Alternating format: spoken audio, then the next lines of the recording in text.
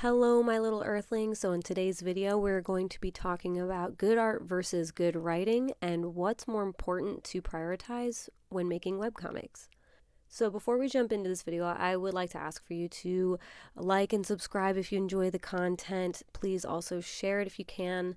It really helps my channel out, helps get eyes on my YouTube page, and ultimately that helps people be able to learn more about their own webcomic creation. And you can get a chance to look at E.T. Girl, which I have up for free on Webtoons. And if you want to support that and want to see some bonus art and other fun content, E.T. Girl is also available to purchase on Amazon.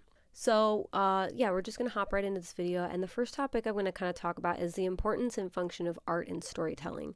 So I want you to imagine that art for storytelling is a completely different animal from what you might be typically used to if you enjoy drawing art for fun. And what I mean by that is art for storytelling is to push a narrative. So it holds a functionality that says you might have to draw people making ugly faces that you're not used to drawing, or weird perspectives, or action shots that involve blurred kind of motion. You want to be able to capture motion.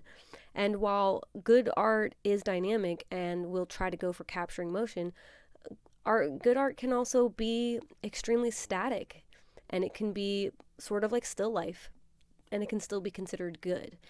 And this is the reason why we say the functionality for it in storytelling has to be looked at like a different animal.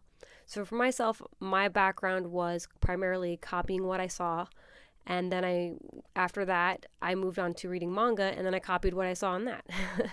And after that, I realized, oh, I really, really like the fact that this art has a story behind it. It makes it feel more alive. So that's why I got into comicking. Well, the thing was, I basically did have to relearn how to draw. And that went from me being an extremely good detail-oriented artist that could do digital art all the way down to like a one-off like portrait piece, all the way up to like I could do hyperrealism and things like that. And I had to strip away everything I knew because using art for that function, which was usually highly detailed pieces, I liked doing a lot of cross hatching. I liked to draw each individual hair on someone's head or add lots of shading. That kind of stuff is nice, but not always particularly necessary for comics. There are some comics that are just stick figures. Someone who's not even particularly good at drawing can make a story and even have it go viral. The opposite is, I think, not as much true. I think having an art that's really good with a story that's not really good might catch people's eye at first, but it doesn't last. So the functionality of art really is, in my opinion, a little bit more bare bones, and it has to be kind of quick and dirty. So kind of just making sure you get it out. It's okay to have a style, I think, with your art.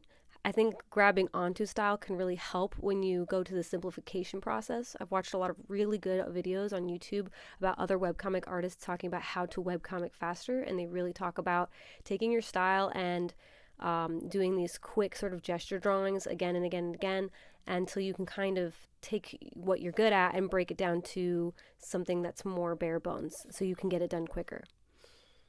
So the next thing is the importance and function of writing and storytelling. So I think writing is more so the primary function of storytelling, because it is something that if the dialogue is not particularly good, or if there is typos or a lot of errors in these things, or even if the word bubble layout is kind of off or weird, and even the placement, that all those things can be really, really detrimental to a story, more so than like if the perspective is a little bit off when you drew somebody. So I think that writing, the functionality of it needs to definitely be that it has to be able to properly convey emotion, properly convey your characters and their tone, and properly be able to convey what you're trying to tell with the story overall, and then being able to, once again, kind of like the art, you want to kind of make sure you're not overusing a lot of unnecessary dialogue, so try to make sure you're still keeping it pretty clean and straightforward. So now let's look at how much time to spend on writing versus drawing. I actually do believe that this, when you get really good at understanding that art is just that functionality of helping the writing, then I think they're about 50-50. Early on, if you go from being a more detail-oriented artist, you will probably notice that your art will take up more of the time than maybe the writing does. But as you level out and get quicker at drawing, I think the processing takes about the same amount of time. So when I say this, what I mean is basically writing, is going to be 50% of your time, and that's going to be writing down all your notes, all of the little details about your plot or your summary, write the little overview, and then you're going to want to go ahead and script it out. So then when you write out the script, that part is going to take, say like an hour or so, maybe 2. And I'm including the amount of time it takes to actually write these things out in the comic too. So then you'd move over to the art part where you have to thumbnail and ink. And for me, the processing of thumbnailing, inking, shading, it still takes a little bit longer than the writing part does, but they're almost the same. I would say that maybe takes like 2, maybe 3 hours max, depending on the page, depending on the detail. And then when you throw in lettering, I count that as part of writing. So but so in my opinion, they're almost 50-50, or at least you want to kind of aim for 50-50. It's okay if not, if you're a more detail-oriented artist, or even if you're a very, very particular writer, like a very picky writer and your art's less detailed. That's totally fine too if you want to spend a little more time perfecting your writing. In fact, I really do believe strong storytelling is more important, or strong writing is more important.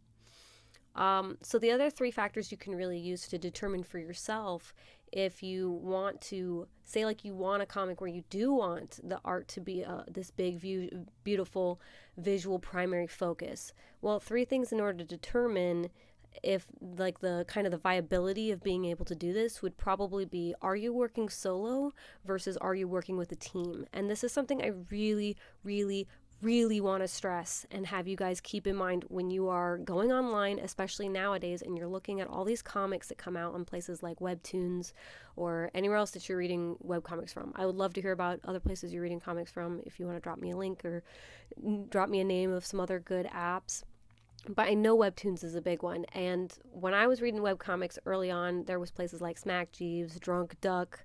You could just read comics on DeviantArt, basically, and there is a huge difference between someone who's working solo versus with a team. And when you're looking at these comics online and say like you really want to have one of these beautiful comics that someone has, make sure that you do your research and read, is this person a solo artist or are they getting help? Because it can be easy to tell ourselves like, oh man, I gotta strive to reach those goals and do what they do. They got a full color comic and they're coming out with like 2-3 updates, a month, or maybe even some are like they update twice a week or something like that. And their and their episodes will be like they'll be like 60 panels or something. And it's easy to get discouraged when you see that and think, man, I'm gonna have to spend all this time focusing on my art that my story is gonna take forever to tell. And if you're working with a team, that's not so much true. You can have one person who's a colorist, another person who does the inking, one person who does the writing. It really can break it up and make it a lot easier on everybody if you're able, whether that's you have friends with time or you have the money to pay people to do that. And when I say friends with time, I mean like I would consider them like co-collaborators, people that would also, if it's a comic you make money off of, would eventually get a cut. Or if they're just doing it for fun, then as long as they're dedicated, it doesn't matter. The other factor you want to think about for this would be your project length. So if you have a story that like beginning to end, it's pretty much like something you could you have like if you have a story that's fully encompassed and you kind of know all of the major plot points, there's no questions about it, you're not going back and reworking it, it doesn't seem to have a very long plot line, it's just pretty straightforward, then something like that, if you have a kind of like a guaranteed project length, it can be really good to map out. Maybe like you write out all of the scripting or at least outline it, and then you can get a good idea of how many pages you want. Usually when artists try to shoot for a shorter comic, like some kind of one shot, they'll do 100, 150 pages, something like that. Like pick a number, and say, this is going to be my one shot. I want it to be this many pages. If you want 2 volumes of something, you might want to aim for double that, 200 to 380 pages or something like that. So, but yeah, so if it's a shorter project, I do believe you can take more time to make your art detail oriented. I did this when I created Dark Tales of Lolita Volume 1. It was a comic that's 100 pages. It has about 80 pages of like story content, and they're all these little anthologies, and then there's a bunch of bonus art in the back. So this comic has like screen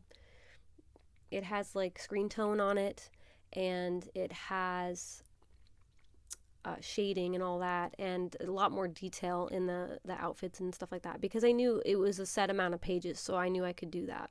But something like ET Girl is such a big project, and I know that like I'm only on volume 3 worth of content, and there's probably going to be another 3 volumes at least, maybe even 10. I think this might be a 10 volume series.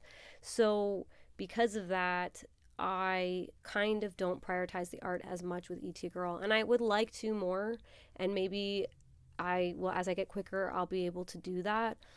But I care more about getting the story out because I still have Last Light I want to tell. I've got Space Boy, Adventures of Inner Space Boy, which is going to be the spin-off for ET Girl, and I've got another story called Infinity, and all 3 of those are color comics that I want to be able to do, and they are shorter in length. So in order for me to be able to get those done, I really kind of have to keep ET Girl on kind of a track where it's a little more like loose and sloppy, but the storyline is what I put all my effort into, and that is the part that will read through well, and so I don't mind that the art's that way.